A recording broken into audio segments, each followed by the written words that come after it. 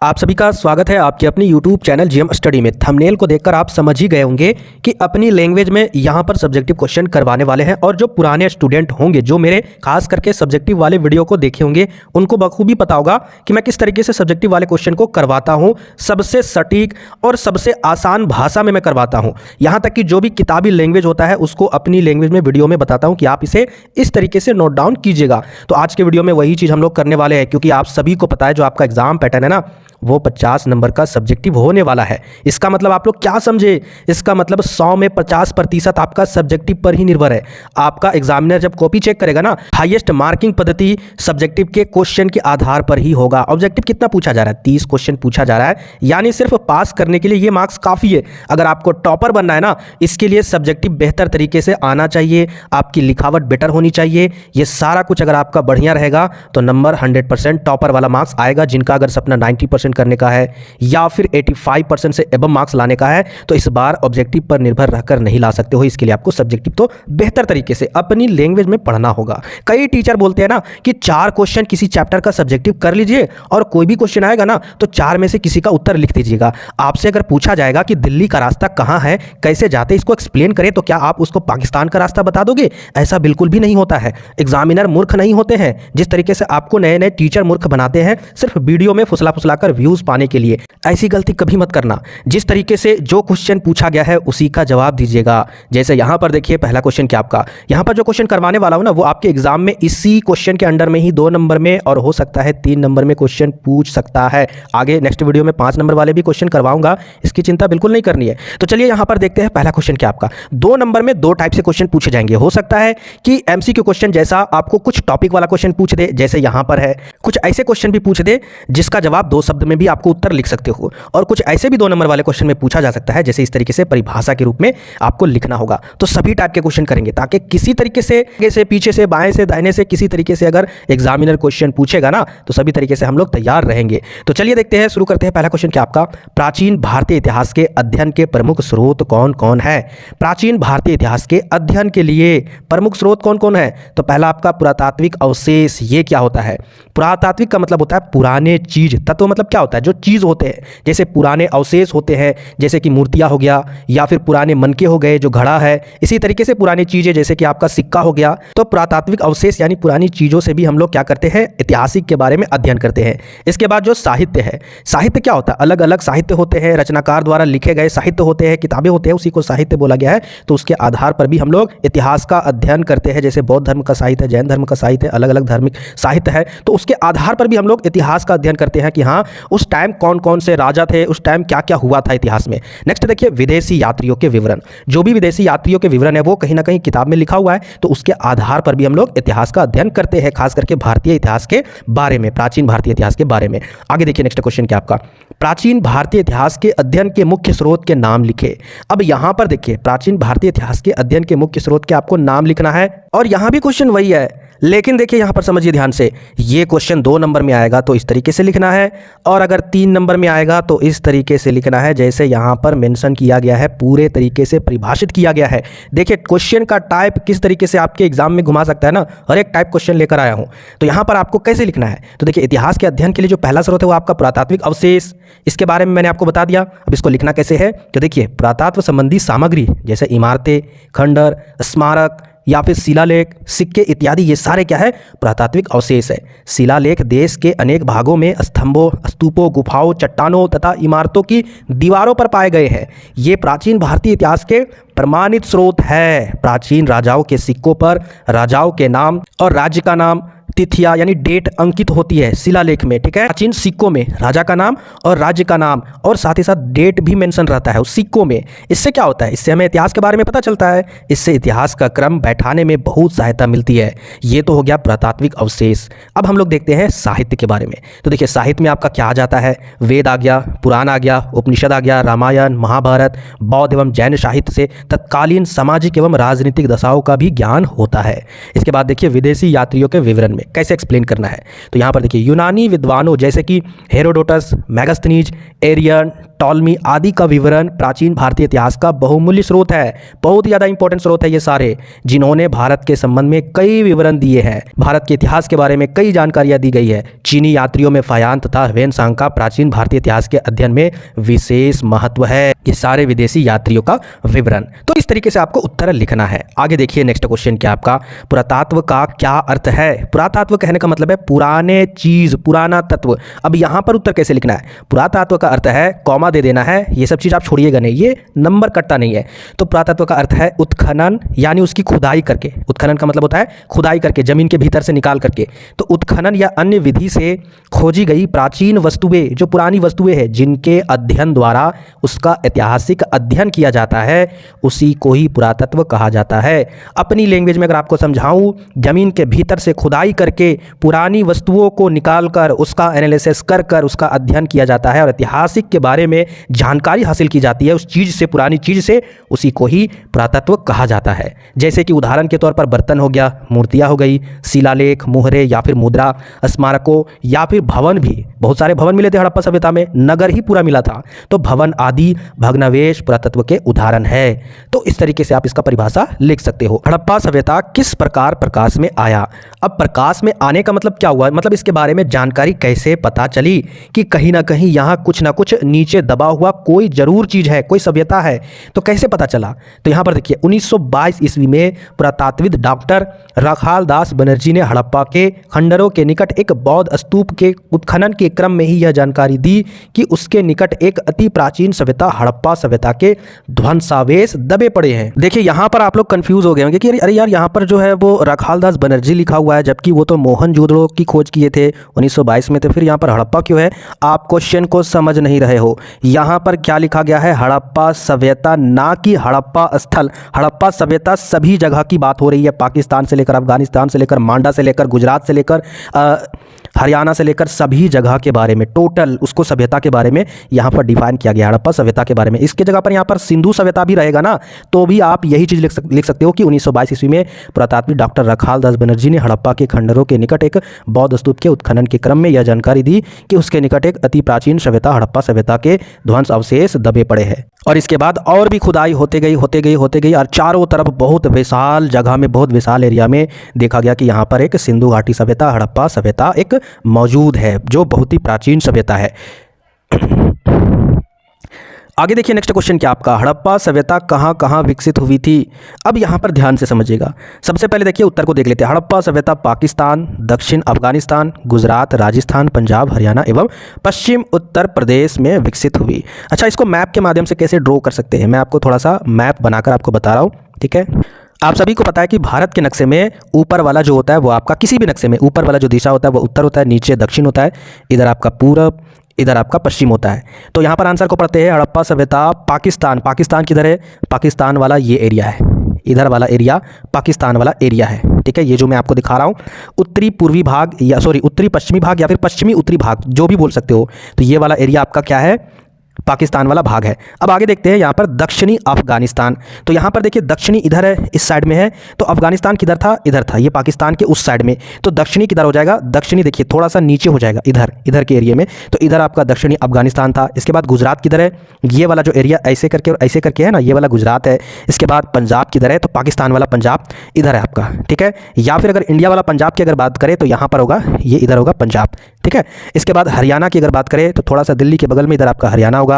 इसके बाद आपका पश्चिमी उत्तर प्रदेश यानी यूपी में विकसित हुई थी। तो इस तरीके से आप याद करके मैप के माध्यम से भी लिख सकते हो। कोई जरूरी नहीं कि आप उत्तरी या पश्चिमी या दक्षिणी लिख सकते हो। जो जगह का नाम है ना, अफगानिस्तान, पाकिस्तान, गुजरात, राजस्थान, पंजाब, हरियाणा, ये याद कर लो ना, बस उतना ही काफी है। जरूरी नहीं है कि दिशा भी मेंशन करो, एग्जामिनर आपसे नहीं बोल रहा है, और लिख दोगे तो बेटर हो जाएगा। तो चलिए आगे देखते हैं नेक्स्ट क्वेश्चन क्या आपका, हड़प्पा की खोज कब और किसने की थी। देखिए हड़प्पा यहाँ पर लिखा हुआ है, अगर हड़प्पा सभ्यता होता तो अलग आंसर होता, जबकि यहाँ पर क्या लिखा गया, हड़प्पा, ठीक है। तो हड़प्पा दयाराम साहिनी ने 1921 ईस्वी में की थी। नेक्स्ट क्वेश्चन, मोहनजोदड़ो की खोज किसने और कब की, रखाल दास बनर्जी ने की 1922 ईस्वी में। आगे देखिए नेक्स्ट क्वेश्चन, हड़प्पा सभ्यता में कौन सा स्थान बंदरगाह था, किस जगह पर हड़प्पा सभ्यता में किस स्थल पर बंदरगाह था या किस नदी के किनारे स्थित है। तो देखिए हड़प्पा सभ्यता में जो है ना, या फिर सिंधु सभ्यता में लोथल है जहाँ पर बंदरगाह थी। यह गुजरात में भोगवा नदी के किनारे स्थित है। जो लोथल है वो कहाँ पर स्थित है, गुजरात में भोगवा नदी के किनारे, ये जो बंदरगाह है। आगे देखिए नेक्स्ट क्वेश्चन, लोथल किस नदी के किनारे स्थित है? तो लोथल गुजरात में भोगवा नदी के किनारे स्थित है। भोगवा साबरमती नदी की एक उपनदी है। चलिए आगे देखिए, हड़प्पा सभ्यता को कांस्य युगीन सभ्यता क्यों कहा जाता है? मॉडल पेपर का ये क्वेश्चन था ना। हाँ, तो चलिए यहाँ पर देख लेते हैं इसके उत्तर को। हड़प्पा के लोग टीन और तांबा मिलाकर कांसा बनाने की कला से अवगत थे और इसके प्रयोग द्वारा उन्होंने एक उच्च कोटि की सभ्यता का निर्माण किया था। यहाँ पर लोग औजार बनाने के लिए तांबे और टीन धातु को मिलाकर कांस्य धातु का उपयोग करते थे, इसलिए हड़प्पा सभ्यता को कांस्य युगीन सभ्यता भी कहा जाता है। मतलब यहाँ पर इसका निष्कर्ष यही निकला कि हड़प्पा सभ्यता में टीन को मिलाकर प्लस तांबा को मिलाकर कांसे का निर्माण करते थे और इसी कारण से इसका प्रचुर मात्रा में उपयोग हुआ। चाहे वो आपका जार हो या फिर कई बर्तन या कई चीज़ें हो, कांसे का ही उपयोग हुआ था। इसीलिए इस सभ्यता को कांस्य युगीन सभ्यता कहा जाता है। आगे देखते हैं नेक्स्ट क्वेश्चन क्या आपका। यहाँ पर देखिए नेक्स्ट क्वेश्चन R37 क्या है? इसका उत्तर है हड़प्पा के दक्षिण पश्चिम में एक कब्रिस्तान, उसको समाधि भी बोला जाता है, कब्रिस्तान को समाधि मिला जिसे R37 नाम दिया गया है। मतलब हड़प्पा सभ्यता में एक जगह है दक्षिण पश्चिम में जहां पर एक कब्रिस्तान मिला और उसी का नाम दिया गया R37। क्यों दिया गया कुछ तो पता नहीं, ऐसी जानकारी अभी तक से मिली नहीं है, लेकिन ऐसा बोला जाता है कि वहां पर इसी तरीके से R और 37 जैसा कुछ लिखा हुआ मिला था, लेकिन अभी तक से ये साबित नहीं है कि ये 3 है या फिर 7 है, क्योंकि हड़प्पा सभ्यता के लिपि के बारे में जो लिखावट है उसके बारे में अभी तक से कुछ भी जानकारी नहीं मिली है। वैसे लिखा हुआ इस तरीके से है, इसलिए इसका नाम रख दिया गया R37। ठीक है, कब्रिस्तान का जो कब्रिस्तान मिला था, समाधि मिली थी, उसी का नाम R37 था, तो वही आपका R37। आगे देखिए, पुरातत्वविदों का मानना है कि यह एक प्रतिबंधित कब्रिस्तान था जिसका इस्तेमाल हड़प्पा में रहने वाले एक विशेष समूह या परिवार द्वारा किया जाता था। ये एक प्रतिबंधित कब्रिस्तान था, मतलब एक खास लोगों के लिए वो कब्र था। ऐसा नहीं कि वहाँ पर सभी को दफनाया जाता था, बिल्कुल नहीं। जैसे कि उदाहरण के तौर पर बड़े बड़े जात के लोगों के लिए वो कब्रिस्तान होगा, तो उस तरीके से बाकी लोग इधर उधर दफनाए जाते होंगे या फिर इधर उधर फेंक दिए जाते होंगे, जो भी होगा, लेकिन यह एक प्रतिबंधित कब्रिस्तान था जिसको विशेष समूह या परिवार द्वारा ही उसमें दफनाया जाता था, उसका इस्तेमाल किया जाता था। आगे देखिए नेक्स्ट क्या आपका, हड़प्पा सभ्यता किस काल की सभ्यता थी? हड़प्पा सभ्यता को सिंधु घाटी सभ्यता क्यों कहा जाता है? पहला हमने देखा कांस्य युगीन सभ्यता, अब हम लोग देखेंगे कि सिंधु घाटी सभ्यता क्यों कहा जाता है। देखिए यहाँ पर हड़प्पा सभ्यता का काल लगभग 2600 से और 1900 ईसा पूर्व के बीच माना गया है। आप लोग एनसीईआरटी में बताइएगा, ठीक है, देखकर एनसीईआरटी के अकॉर्डिंग हड़प्पा सभ्यता का काल क्या निर्धारित है, क्या 2300 से 1350 ईसा पूर्व है? ये अगर होगा ना तो आप लोग इसी को लिखिएगा, और अगर नहीं होगा ये होगा तो आप लोग इसी को लिखिएगा। अकॉर्डिंग टू एनसीईआरटी ही आंसर देखा जाता है। तो हड़प्पा का काल 2600 से लेकर 1900 ईसा पूर्व के बीच माना गया है। हड़प्पा और मोहनजोदड़ो नगरों के अवशेष मुख्य तौर पर सिंधु नदी या फिर सिंधु नदी घाटी के आसपास से प्राप्त हुए हैं। इसका अधिकांश भाग सिंधु नदी के आसपास बसा था, इसलिए इसे सिंधु सभ्यता का नाम दिया गया। उम्मीद करते हैं कि आप लोग ये आंसर समझ गए होंगे। यानी हड़प्पा सभ्यता का जो ज़्यादा स्थल है ना वो सिंधु नदी के किनारे ही मिला था, और ये जो सभ्यता है उसी नदी के किनारे बसा था, इसीलिए इसका नाम सिंधु घाटी सभ्यता रखा गया है। आगे देखिए नेक्स्ट क्वेश्चन क्या आपका, नेक्स्ट यहाँ पर ये लॉन्ग क्वेश्चन है, ठीक है। लॉन्ग क्वेश्चन मैं आपको करवाऊंगा बहुत सटीक तरीके से, ये 5 नंबर वाले क्वेश्चन, और इस चैप्टर से तो 100% आपके एग्जाम में 5 नंबर वाले क्वेश्चन तो आएंगे। तो चलिए यहाँ पर हम लोग 5 नंबर को छोड़ते हैं और सीधा हम लोग जाते हैं 2 या फिर 3 नंबर वाले क्वेश्चन। तो देखिए यहाँ पर हड़प्पा सभ्यता के विस्तार का उल्लेख करें, वही क्वेश्चन है जो क्वेश्चन मैंने आपको अभी करवाया, ठीक है। जैसे ये वाला क्वेश्चन मैंने आपको करवाया ना, तो ये देखिए कहाँ तक विकसित था या इसका विस्तार कहाँ कहाँ से था, तो ये भी लिख दोगे ना, उसमें आंसर में तो नंबर नहीं कटेगा। लेकिन वैसा कब करोगे जब ये आंसर भूल जाओगे, क्योंकि सटीक आंसर ये है, क्योंकि यहाँ पर दिशा के आधार पर दिया गया है।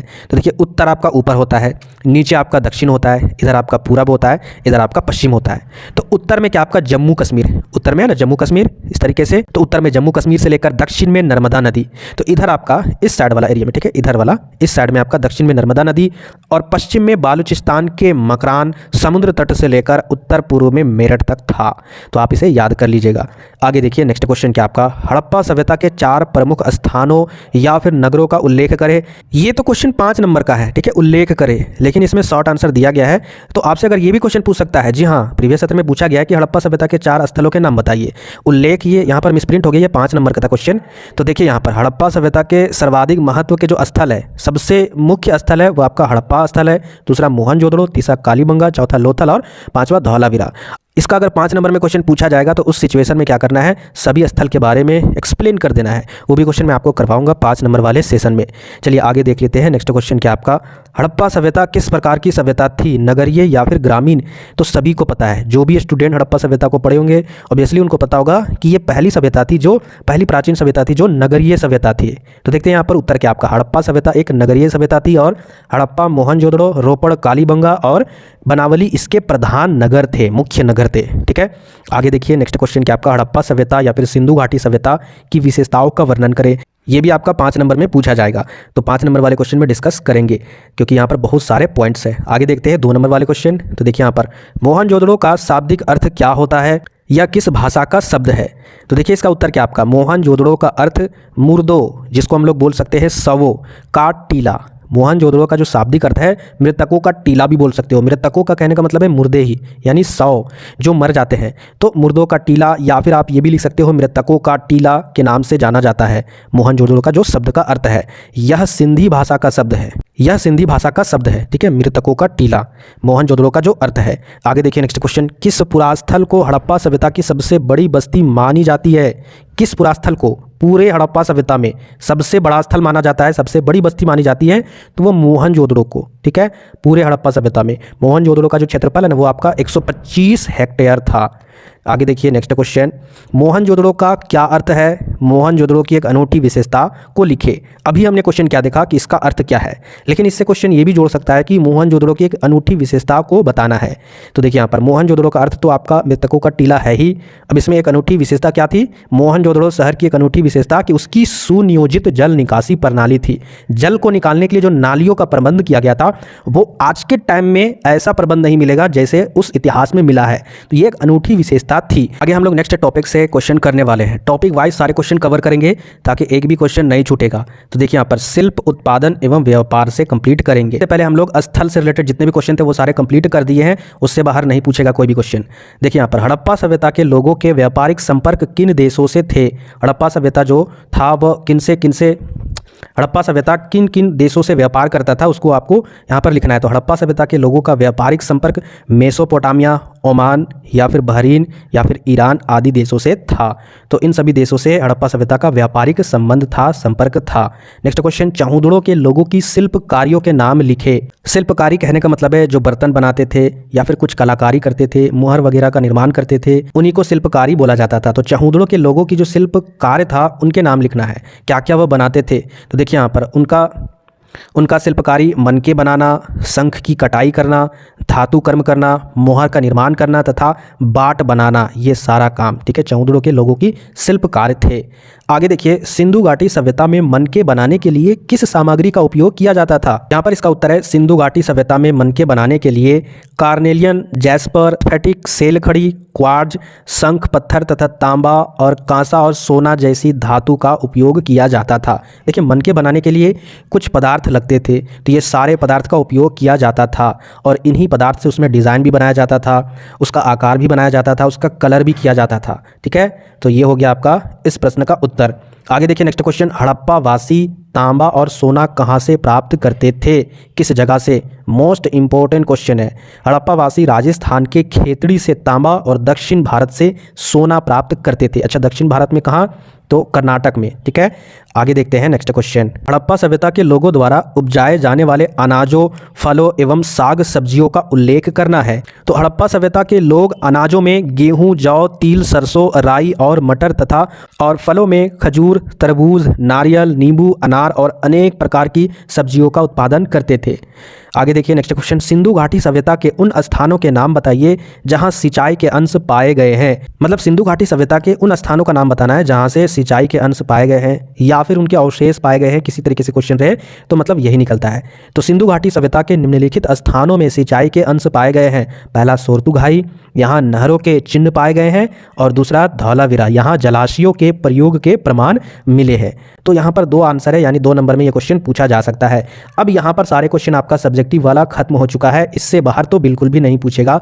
100% इसी के अंदर से ही क्वेश्चन आएंगे। तो 1 से 2 बार वीडियो को देख लीजिएगा, समझ लीजिएगा। क्वेश्चन को समझना सबसे ज़्यादा इंपॉर्टेंट है, नहीं तो आप एग्जाम में लिख ही नहीं पाओगे, क्योंकि एग्जाम हॉल में जो प्रेशर रहता है उस प्रेशर में आपके दिमाग से वही क्वेश्चन नहीं हटेगा जो आपको समझा हुआ रहेगा। ठीक है, मिलते हैं फिर नेक्स्ट वीडियो में।